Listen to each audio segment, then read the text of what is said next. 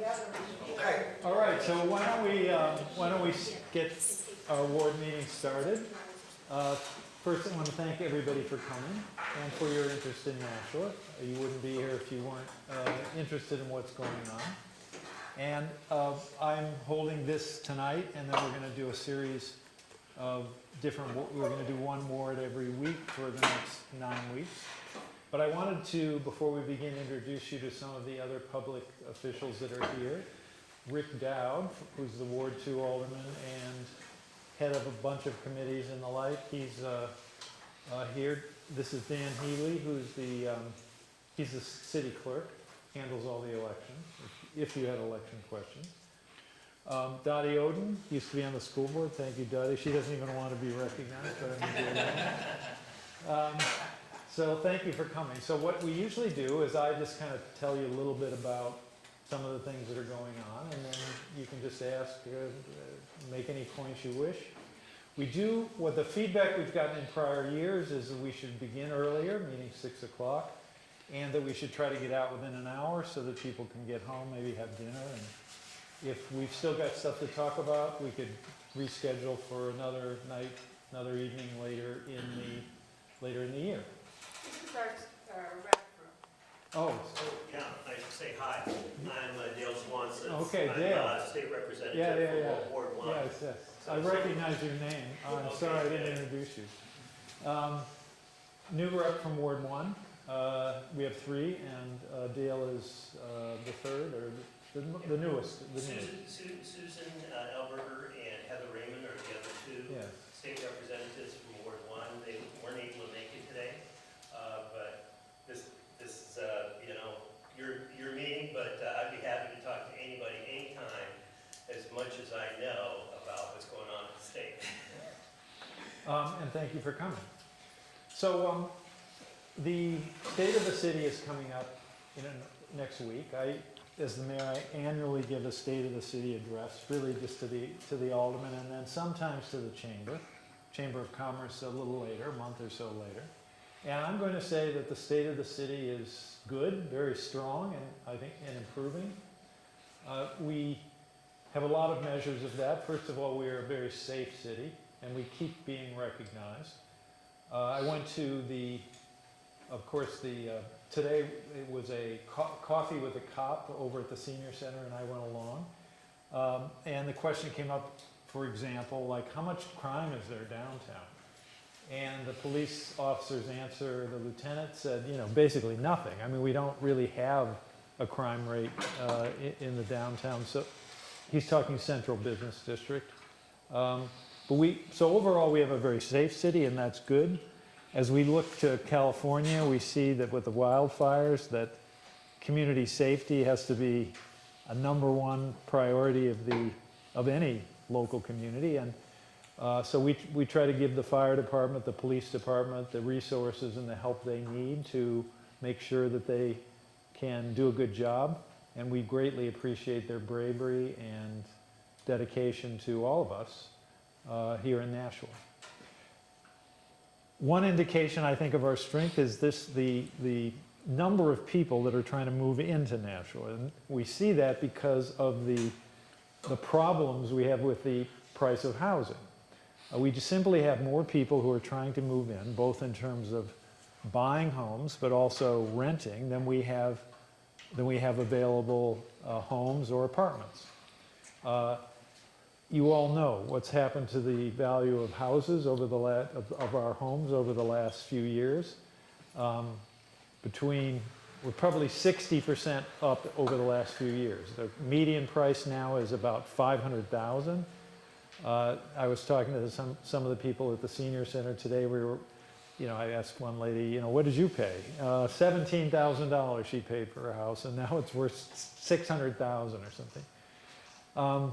So we have seen that, and that demand continues even with higher mortgage rates and some of the other financial problems that we're facing as a nation. Now, in terms of the housing in the city, I and the entire all the group of people in City Hall who are working in this front, work very hard to try to expand the supply of housing. I mean, we're working off the basic principle that, you know, the economic principle of supply and demand. There's more demand than there is supply, so to try to mitigate the rising prices, and to make it possible for young people to live here, for seniors to stay in their homes, we are trying to increase the supply and try to keep the prices down. We also promote the development of affordable housing, in other words, off-market, usually apartments, so that people can rent for less than the market rents, which $2,500 a month is not an unusual rent for some of the newer apartments especially. Younger people, I don't know, you probably have a lot of friends who have trouble affording things. So right now, I mean, in the last few years, we've added about 1,000 units in the downtown of Nashua. And many of these are projects where there's either completely or partially an affordable component.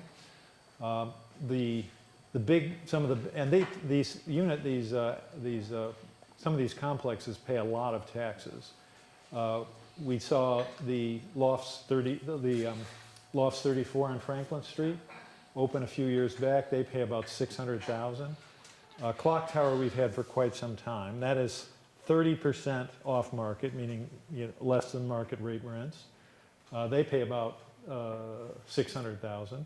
This new High Street Flats on High Street, they pay $300,000.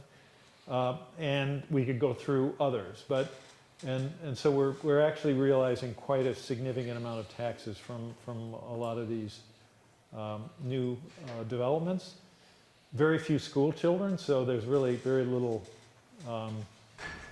expense that's involved in servicing these some of these new places, so that helps us with the tax rate. But in terms of just strictly affordable units, we have, there's a development on Marshall Street, 150 units. That's all off market, all affordable. There's we're working with the developer now to build 75 new affordable units near the Hudson Bridge over in kind of the east side of the downtown. We worked with the Housing Authority to redevelop Bronstein and turn 48 units into about 210, all of it affordable. So we are working hard on that front. More is coming. NIMCO, the old NIMCO site, will be developed beginning probably in 2025, this year. 30% of that project will be affordable, and it's about 250 units. So there's a lot going on that front. One thing we're always thinking about, and you probably do too, is the city's tax rate. So our tax rate is $15.90 right now. The people's taxes, and I'm sure everybody here is included, have been driven up by the revaluations that we've done. We are required by state law to do these revaluations, and they say that we should raise prices to raise assessments to 100% of fair market value. And the difficulty is that commercial property, like what's been our biggest taxpayer, the Mall of New Hampshire, those values are going down, not up. They have litigated against us fairly successfully, trying to reduce their assessment based on the fact that commercial property and malls, things like that, are not worth as much as they used to be, especially post-COVID. So what that has done is it's pushes the tax burden towards residences. So I've worked with the Board of Aldermen on a number of things to try to keep taxes to the lowest we possibly can. In the fall of 2023, we developed a budget, and Rick is head of the budget committee, that raised taxes less than 1%. I think we went from 1807 to 1819 that year. It was before this last revaluation, when the rate dropped to 1590. And we are always looking for ways to try to save money. And if you look statewide, And I know this doesn't, I mean, I get the taxes are high and for many difficult to pay. But if you look statewide, first of all, we are in a state whose system is designed to have high property taxes because we really don't have much state aid. In terms of the percentage of the education costs, which is the biggest cost for every city and town, New Hampshire pays the lowest percentage comes from the state of all 50 states. So about 80% comes from local community. And that causes taxes to be very burdensome. If you look to other cities and towns, you'll see that Nashua's are actually less than many others, especially the cities. I think we are 1590. I think Manchester is like 1750 something.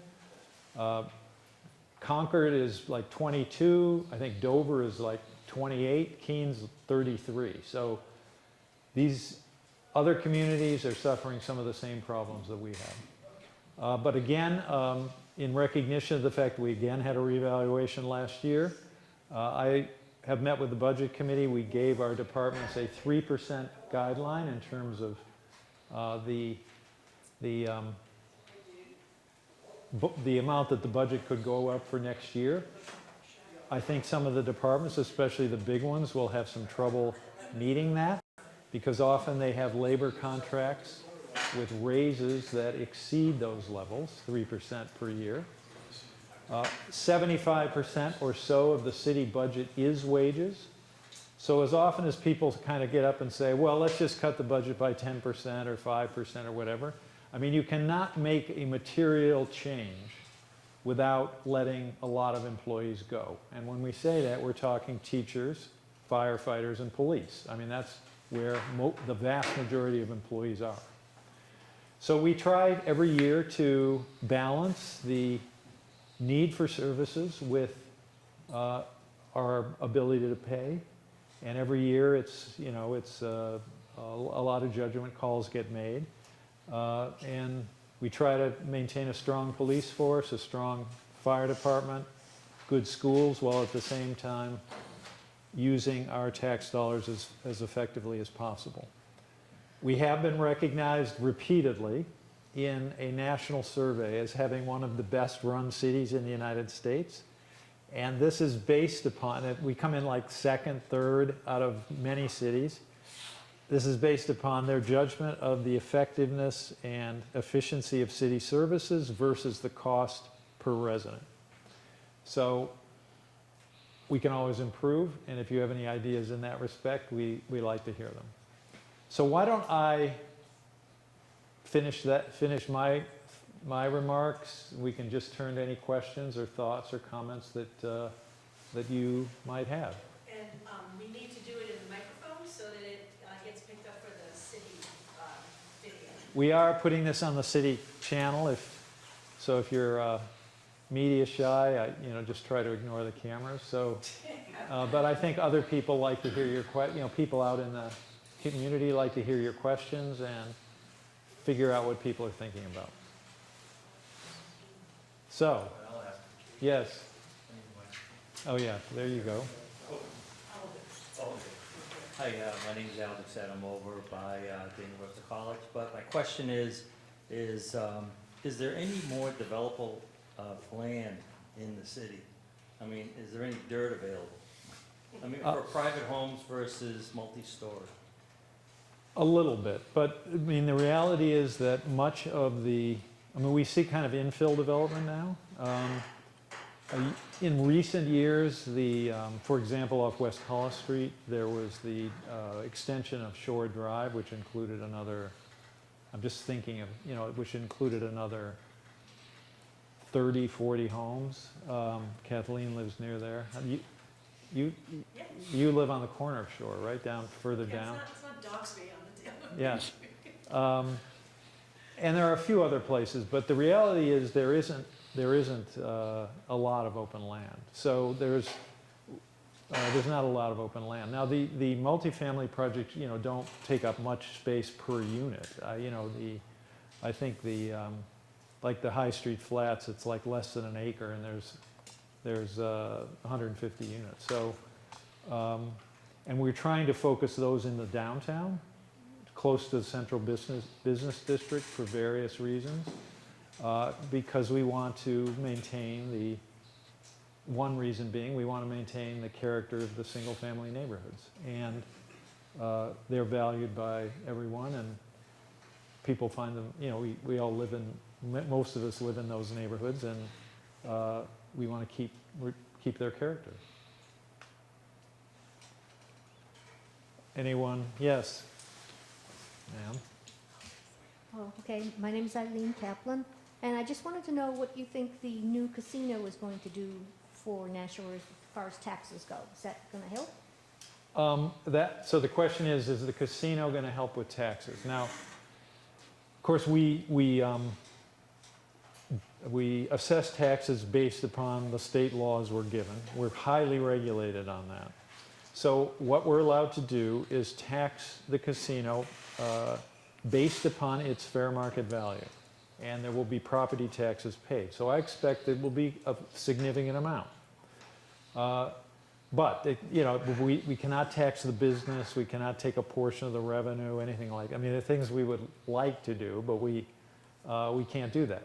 Now there is a community benefit that comes from that casino, which is that under New Hampshire state law, what we have is what they call charitable gaming. This means that a portion of the revenue of the casino each week goes to a nonprofit. And the number is 35% of the gross profit. So every week, a nonprofit signs up, and they receive 35% of the gross profit. And the numbers that come out of that are astounding. Sometimes more than 100,000 a week. So, you know, the Front Door Agency will sign up at Boston Billiard. Now it's called something else, Gate City Casino. They get $100,000. So that, you know, has been noticed by the legislature, and so they've been very supportive of the this casino gaming approach, and, or excuse me, this charitable gaming approach. And there are 2 licenses in Nashua that will probably remain. Those are licensed by the state. They will probably remain. It'll probably remain that way. But in terms of what the city actually gets, it's only the property taxes from the real estate. What do you think? You think we should have the casino? Yes. Yeah. One more question. The recent bill that they're talking about for the school system about changing the curriculum, Yeah. so that to me, it's dumbing down things for our students, Yeah. but supposedly saving teachers, so that you can eliminate some teachers. Let me take a moment to just explain. You kind of have a sense of it, but other people may not. So there is a bill, there is a law, there's a state law that defines what is included in a so-called adequate education.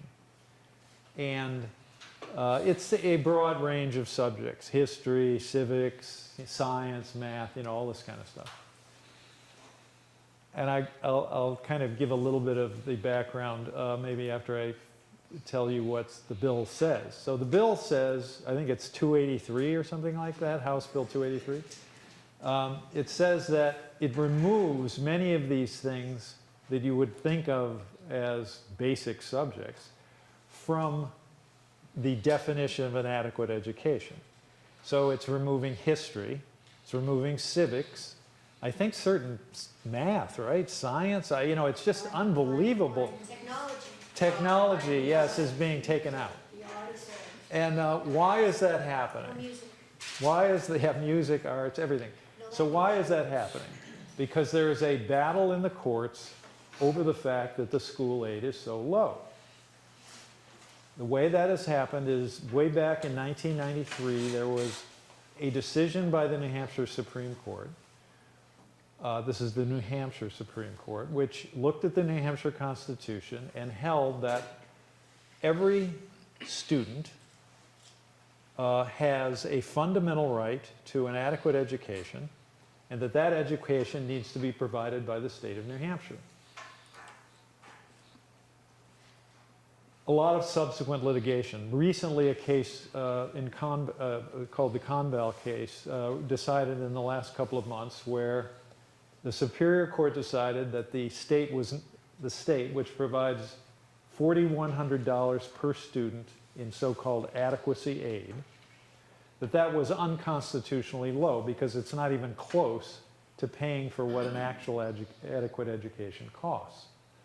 Now, the average cost across the state of New Hampshire per student is more than $21,000. Yet the state is paying $4,100. Now, I think that kind of tells you what an adequate education is. This averages not only Nashua, Manchester, but all the towns where people actually go and vote in a town meeting on the school budget and approve it. So rather than raise the numbers, the state likes to contest what is within the definition of an adequate education. In the Supreme Court argument on the appeal from this Superior Court case that I mentioned, the Conval case, the AG's office argued that a school building, heating a building, neither was part of an adequate education. Now we've been through COVID, and we know that remote learning is not very good. So the idea that a school building is not part of an adequate education seems just laughable.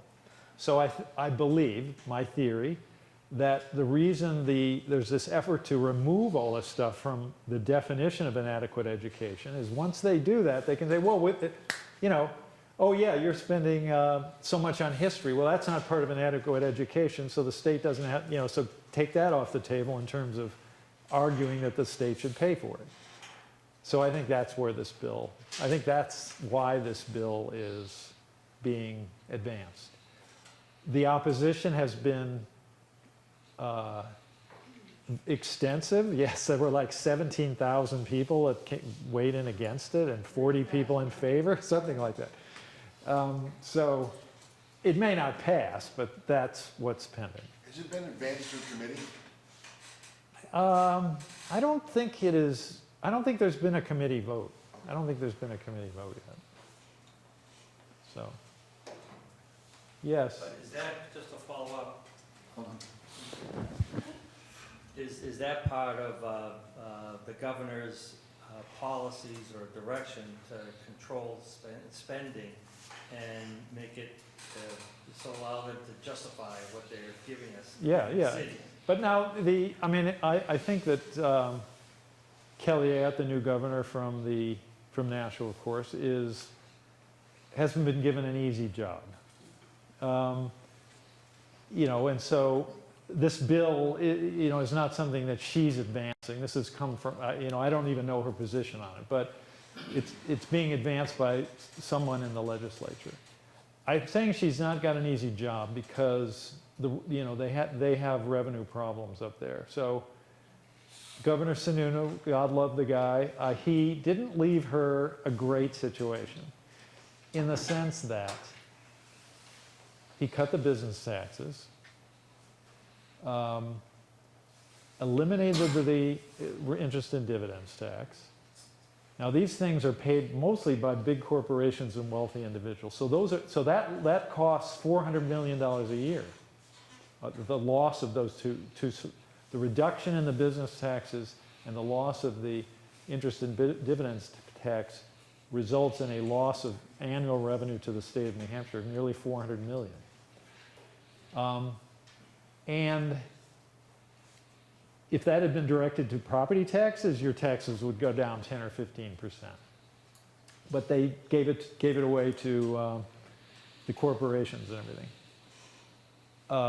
And Governor Sununu got all that federal money, billions in federal money. He spent all that. So Kelly Ayotte is left with reduced revenue, a school case that says they're supposed to be coming up with a lot more money, all their kind of problems. So they have a revenue shortfall. I don't know how it's going to be solved, but in the past they've done things which raise property taxes that kind of solve their budget problems, reducing this to the cities and towns, that kind of thing.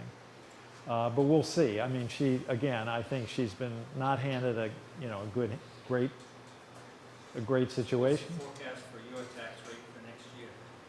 Well, we are trying to keep it as low as we can. As I said, we're going to try to hold the budget to 3%, the departments of 3%. There is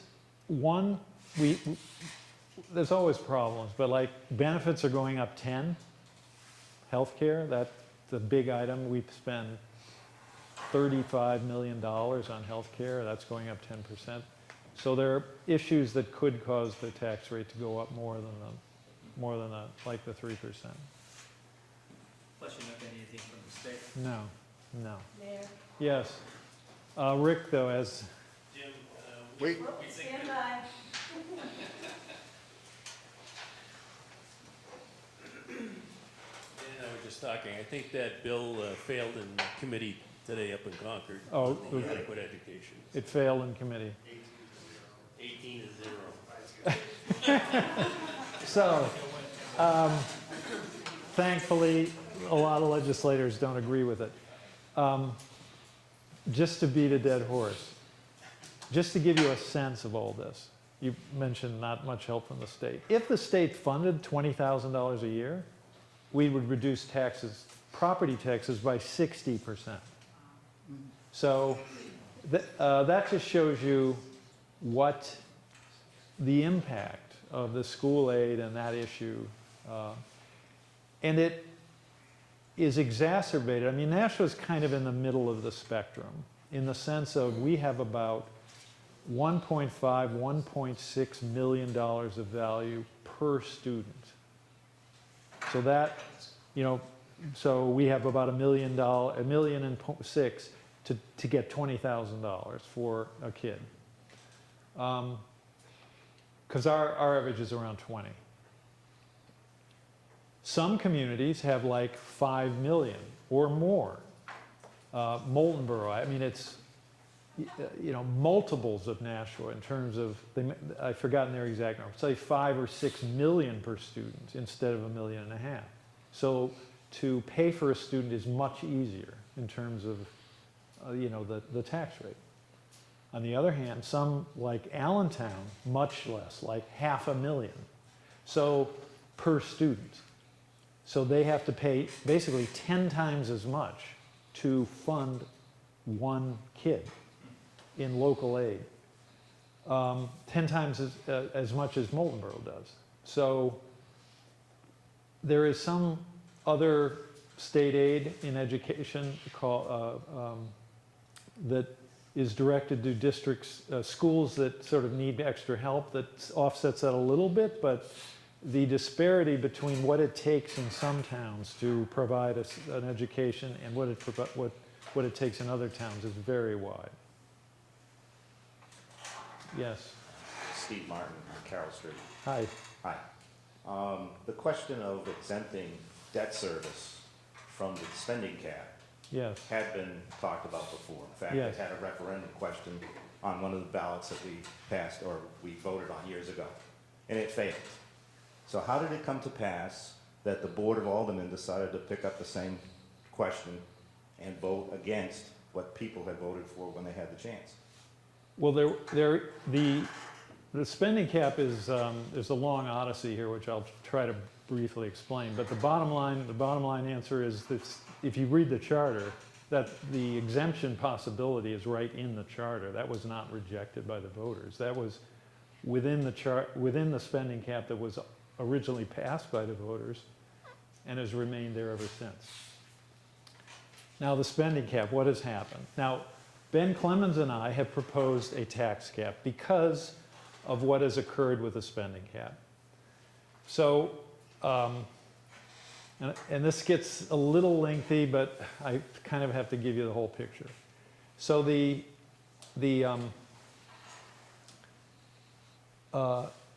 when the spending cap was passed back in around 1993, the charter language is just minimal. All it says is expenditures are subject to the cap. Well, what is an expenditure?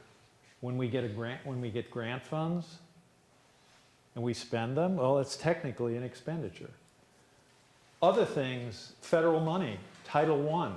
Title I is aid that comes to schools, federal aid that comes to schools that have a high level of free and reduced lunch students. In other words, more disadvantaged families.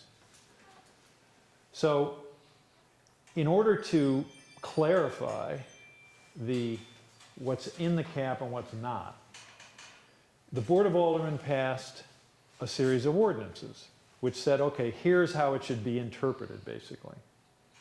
And that worked pretty well. Then a few years back, but one of the ordinances said that part of the sewer user, part of the sewage system was in the cap and part is not.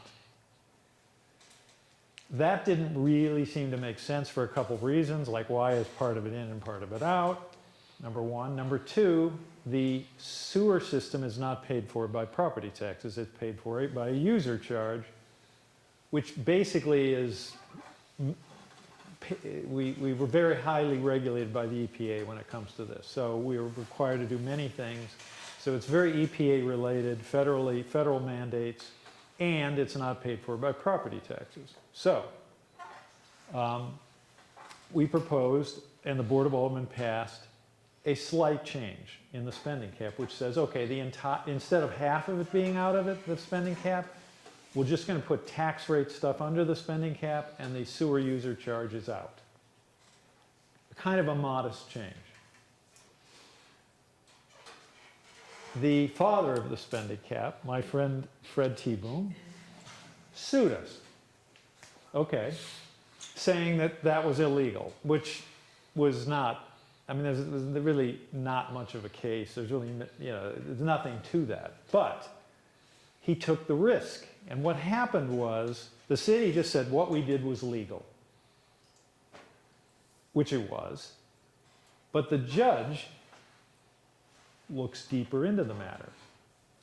City didn't even ask for this.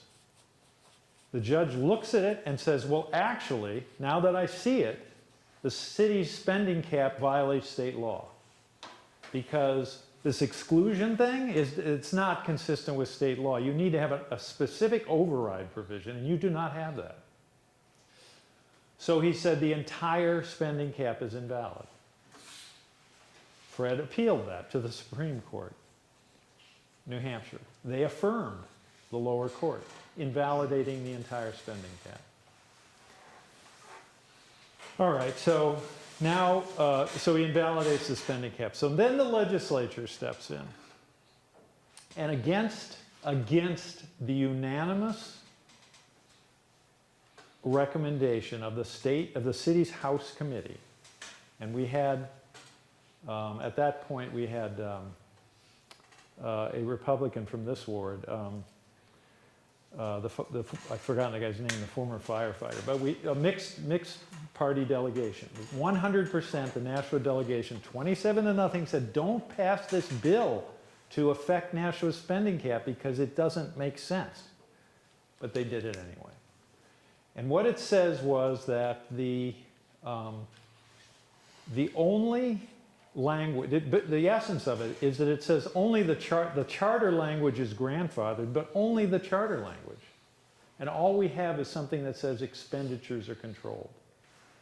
So now we have to include everything, all expenditures, even though it makes no sense. We have to include the grants. We get $1 million, we get $7 million with lead grant, we spend it, that's under the spending cap, even though it has nothing to do with the tax rate. We get the Title I funds. 50 teachers are paid for by Title I, nothing to do with local taxes. That's under the spending cap.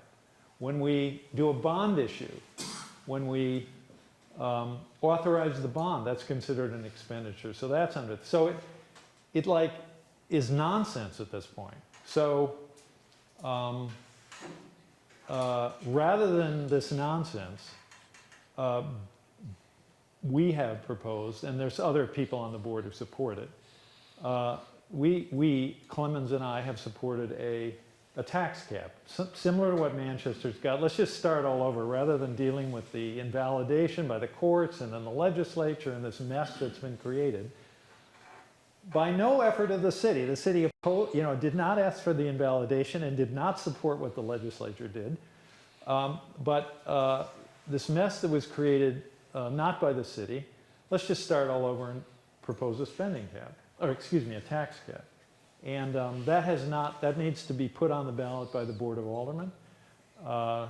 It does contain the override that would satisfy state law. And I think we should pass it and just go back to the beginning, have a tax cap like more communities do than spending caps, and go from there. The legislation is going to allow for overrides Yes, anytime there's but at we least 10 have to- votes within the board. Correct. And But- the last one, $45 million worth of expenses that the taxpayers have to make, or have to make good on every year, is now not part of the That's not, budgeting process. that's- It's not part of what's setting the tax rates. that's a misunderstanding, okay? So what happened is that, and I apologize for these long answers, it gets very involved when we deal with the city finances. So we looked at, the Board of Aldermen and I as the mayor, looked at all of the projects, the capital projects that the city, that are being advocated, or that are possibilities. And the numbers were like astronomical, $400 million when you total it all up. Things that, more fire stations and this and that, all kinds of things. We can't afford that. So we appointed a committee to look at those projects and prioritize them, and limit the amount of new borrowing to, at the most, $30 million a year over the next 5 years. So we would at most borrow $150 million instead of $300 or $400 million. So the committee did this, and they prioritized the projects, and they said, look, let's make it $25 million a year. So that the amount because we pay off debt every year, so that this would mean that the amount of the budget that goes to pay for interest and dividends would not go up very much. Okay. But the same committee said, but look, we should also take a more conservative approach towards smaller capital projects, things that don't cost $15 million but cost $1 million. And we shouldn't be borrowing money for projects of that size. Those should be paid for in cash. Now, that is has a more profound effect in the short term, in the sense that instead of borrowing money and not having to pay it back for years, you're paying money right now. But on the other hand, it means you're carrying less debt. And they suggested that we use the surplus that is generated at the end of any year to fund those projects. So we passed the budget for fiscal 25, the current budget, and we had it like a 3% cap. We were trying to deal with this mess of all the grants and all this kind of stuff, all considered as part of it. And then we generated a very good surplus, $13 million or something like that, through revenue which exceeded estimates and through money which was budgeted but not spent. So now, following the recommendations, the idea was to use a lot of this cash to pay for smaller projects.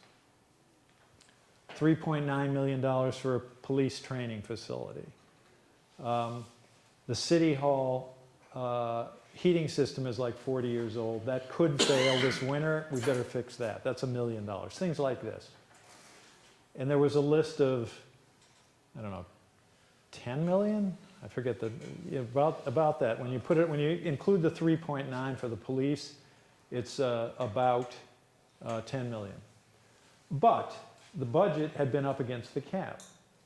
And so in order to spend this money, we needed to exceed the cap because the cap had been reached with the budget that was passed, the operating budget. Now, the only way to do that under the current state of things with a spending cap is to exclude debt. And the debt was 45 million. So we're only allowed to do this once a year under the spending cap. So we know, okay, we've got some capital expenditures that are coming, but what if we get, I don't know, what if we won a $7 million lead grant, a de-leading grant. What if we get a $5 million grant somehow? And we can't take it and spend the money because we have a spending cap? So what we should do is just pass the maximum exemption. We're not actually going to spend that much money, but just create the room. Why not? We'll spend the $10 million, which, maybe you agree with and maybe you don't, but we'll spend the $10 million, and if we get grants, we won't have any problem accepting them. But that doesn't mean we're going to spend $45 million. The amount of the debt was $45 million that was excluded. So that's what happened. The exclusion was granted, the capital projects were authorized, and there's still a lot of room within the 45 million. So if we got a big grant, we could accept it. And in fact, we've gotten not any, no 5 million, but I think we just got $1 million, for kind of some health-related stuff. So that was what happened. Maybe we have a question. Yes. Now, I know that's a long answer. I hope you can follow it, but I'm trying to give you the real picture of what's going on. Hi, thank you. I have a comment, a couple questions. I just want to say, living here in Ward 1, and my time driving throughout the city, I think the Department of Public Works has done an excellent job plowing this year. I think the roads are in some of the best shape I've seen them, and I wanted to recognize that. Couple questions. I know we have the art center, and I'm not sure how it was financed, but has the city seen any return on investment into our pot of money at this time? Yes. Well, look, on Public Works first, thank you for the comment. I agree that they've done a very good job. We have used some innovation, and that has helped save money and also improve the clearing of the streets. For example, it used to be that you would see a salt truck going around after the storm had dropped the snow, salting some streets, right? Well, instead of that, and this costs a little bit of money to put, to get this equipment, but we bought a brining system. So the trucks, and a brine is salt water. So the trucks contain a brining tank, and they go out before the storm. They know a storm is coming. And within 24 hours before, they lay the salt, the brine, on Broad Street. Now this uses less salt, so it's cheaper, but is more effective than putting this salt down after the storm starts. So that helps considerably with the main streets, and now that's not every street, but that's on the main streets, and it saves a lot of money as well. In terms of the Performing Arts Center, I mean, the idea was to help build a stronger, healthier economy. I mean, we need more people to go downtown.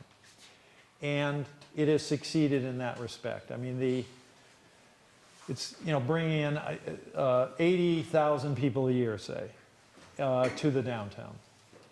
And you see all kinds of new businesses cropping up around it. I mean, if you think of across the street is the law firm Shaheen and Gordon opened. That never would have happened without the Performing Arts Center.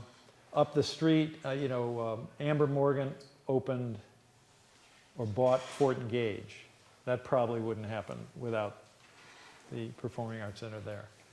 Cole Morgan started Coffee and Kindness.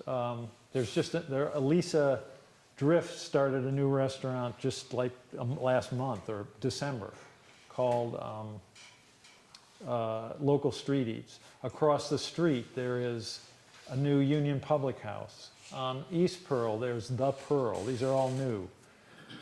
There's a new barber shop. So we are realizing that. In addition, the High Street Lofts, that would not have happened without the Nashua Center for the Arts.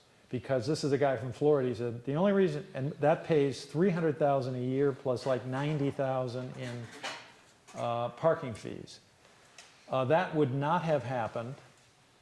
This is a guy's from Florida. He says, I didn't even know about Nashua, but I saw the Performing Arts Center, that interested me. I see it. I see that can create some traffic and excitement downtown. So he brought $30 or $40 million and built the High Street Lofts. So we are seeing, I think, considerable benefits. And people, it is, for those who think we're spending too much money, of course, that's what people point to. But sometimes people ask, well, what does it cost? It costs about 0.4% of the tax rate without offsetting any of these benefits, like the money that comes in from the High Street Lofts. So for someone who's paying $7,500, it's about $30 per year. But if you offset just the High Street Lofts alone, that 30 goes to 20. And so I think in the end, the city comes out way ahead.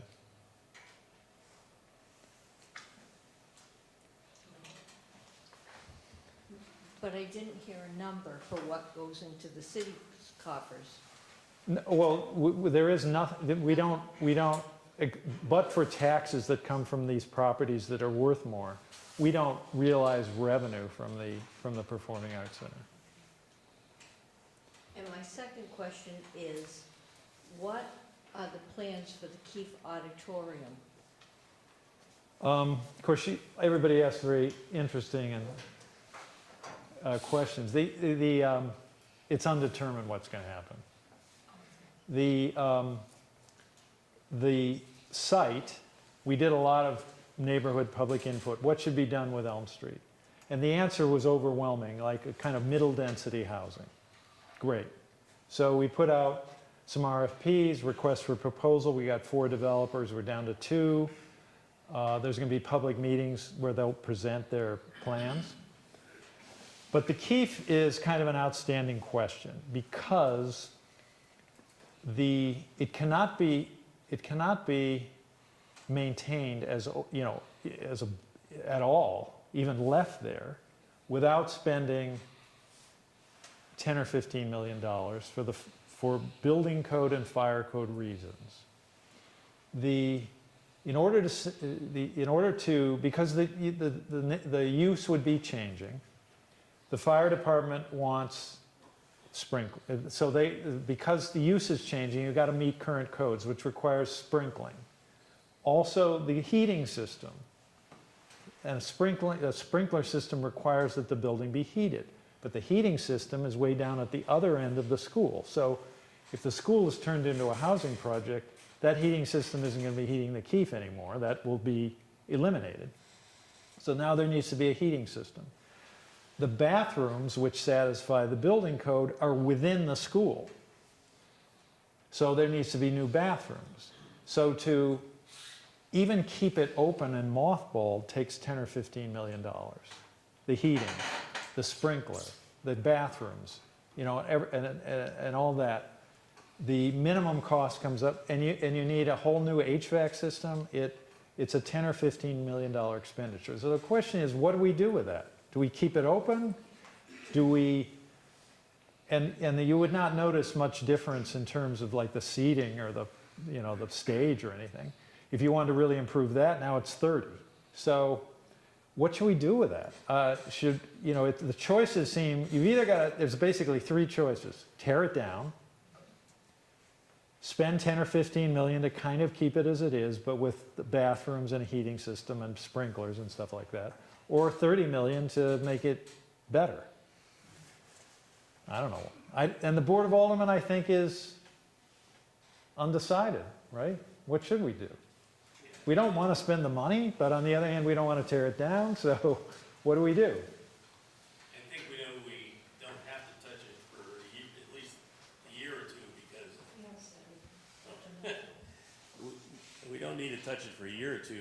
It can be used right now as it always has. Until the building development for that entire block gets started and we know exactly what's going to be done. There are two different options on the table, and it depends which one gets implemented as to how long it'll be before we have to do something with heat. Yes, there's no need to make a decision now, as Rick is saying, because you don't need to do anything until the use changes, until it becomes a housing development. Then the use changes, and then all this kicks in. So what do you think we should do? You don't know. No, I wouldn't keep it. We've got the art center. I don't see any need for it. Well, but the community is kind of divided, I would say, on this, as like a lot of things. I would say there's a lot of people who, for reasons of history and all that, they'd like to keep it.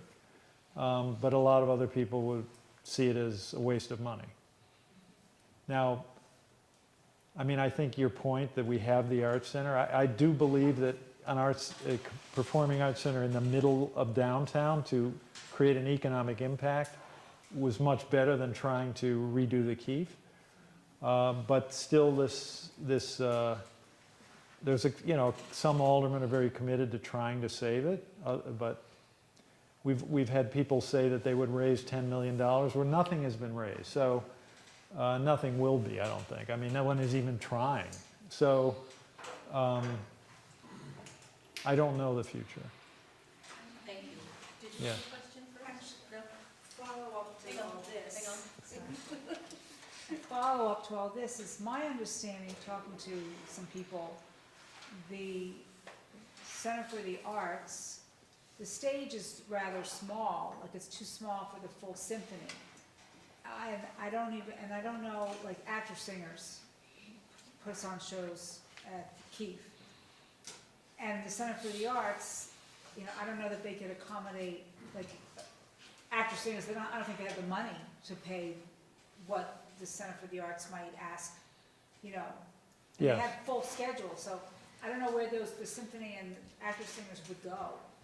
Well, without Keefe, but it's a so lot of money. the two active users of Keefe are the symphony, although they've stopped using it at this point. Oh, they have some. Or they're at least phasing out. And they cannot put a full orchestra at the National Center for the Arts, but they can do like 40 pieces, something like that, instead of 60, I think is roughly the numbers.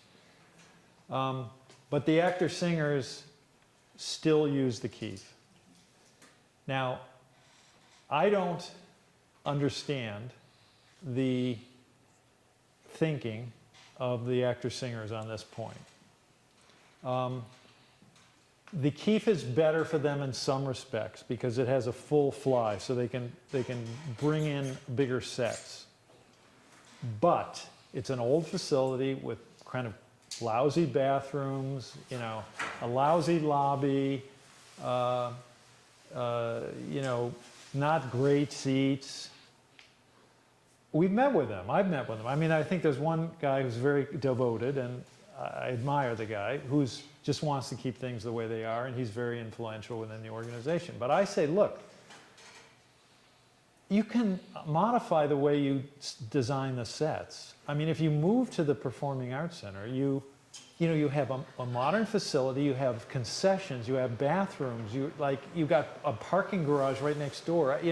It would be much better. Why do you think that it wouldn't be better for your audience? You could charge more money. you could succeed at a higher level if you just moved. Well, it would cost to rent. And I said, well, look, I mean, we're looking at a $10 million, $15, $30 million to do the Keefe. How about if we help you over the first few years, and we'll negotiate with the Performing Arts Center managers, and we'll get like a decent price, and it'll cost us, if $25,000 a year or something, and we'll help you over we'll help you through the transition. Just move over there. And the answer is no. Now, I know some of the board members don't really agree with the no, but the answer is no, they want to stay where they are. And right now, because, like Rick said, until the use changes, it's available for use, doesn't need to be sprinklered and all this kind of stuff. If they want to use it, we say fine. But I think down the road, I believe they would be better off downtown. Mayor, we have 5 minutes left. Yes. I'm a little suspicious of Chinese individuals owning Daniel Webster College, so I'm Yes. going to put that out there. But they had a very nice auditorium over there. I don't know the size of the backstage and all that. Is that not usable over at Daniel Webster? Well, And I don't like the idea that somebody from China owns a piece Well, of property, who does does? nothing with it, and it's right next to our airport. who I'm does? a little suspicious. Well, none of us like that. We'd love to have something positive happen there, but this guy from China owns it, and he doesn't seem to, he's not very communicative, and I wonder why. some people speculate that it's a way to, hide money in the US, right? They buy land throughout the world. Yeah. But putting that aside, the auditorium there, it is not very good. I mean, it's small in comparison. I think it's several hundred seats, plus the back of the house is tiny. I mean, it's really, it's like a college thing, I mean, it's not. Sorry, can I interrupt? Could you, Mayor, step back and face kind of the middle of the room? Yeah, sorry. You can't hear you. Anyway, it's small. It's not, it just couldn't accommodate the symphony or the actor singers. All right, so as I said at the beginning, we want to finish in about an hour. So hopefully you'll come back. If we get more questions, either now or an email, we can answer those in another, we could come back to do this again. But is there anybody who has any kind of final question or thoughts? No? Oh, yes. Tom Borg, I just want to thank you for doing this. Well, thank you for Being coming. visible to us and answering our questions. And I know that some of these answers, the spending cap, the Keefe, I'm just trying to give you the whole picture. These things are kind of taking me, I probably should shorten these answers, but they take a little time to kind of give you the whole picture. I do have one more quick question. Do we know what's going into where the Christmas tree used to be? Christmas tree No, I shops? don't know. I don't know. Do you know? Joanne's is going out of business. Joanne's is They're closing- nationally. Yeah, they announced it today, they're closing it. There was talk of a sports activity place. There was talk of a sports activity place at the Christmas tree shop. There's a building that says it's going to be a bridal place. It's place now. All right, well, so I guess we'll all have to just wait and find out. All right, well, thank you all for coming.